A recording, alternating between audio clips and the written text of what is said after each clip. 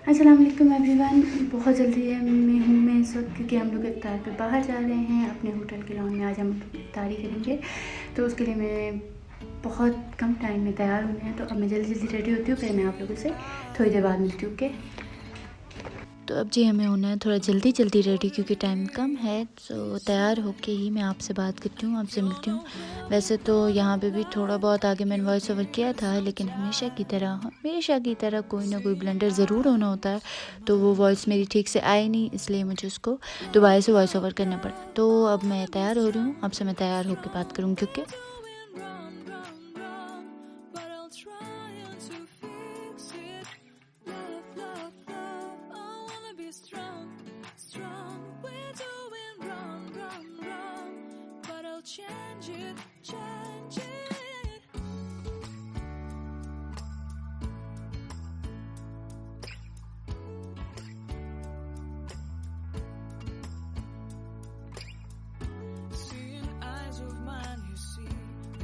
trees inside of me. In this desert I can look at you with love, seeing all that I can learn. Can you stay and I will grow?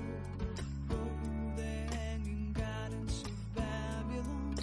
Love, love, love, I wanna be strong, strong, strong.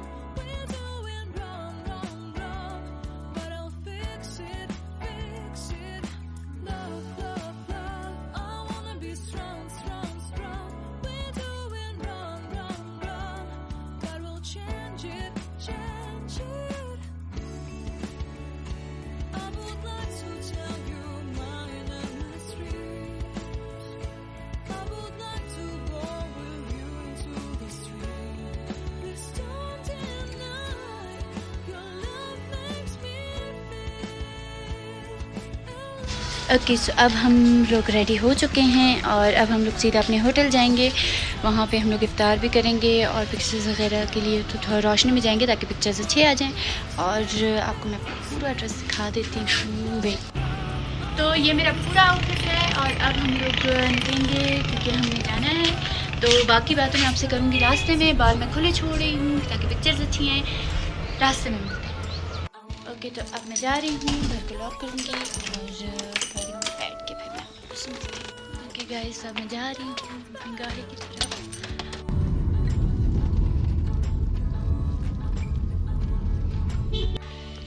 तो हम यहाँ पहुँच चुके हैं।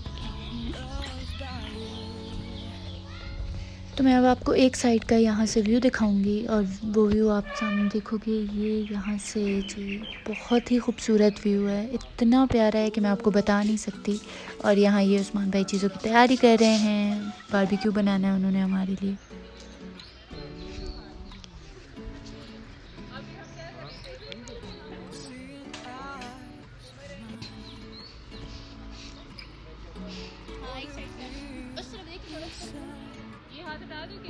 तो अब जी हम सबका रोशनी में फ़ोटोशूट हो चुका था। तो अब मैं आपको यहाँ से व्यू दिखाती हूँ। सिर्फ आप ये व्यू देखें, माशाल्लाह माशाल्लाह इतना खूबसूरत है।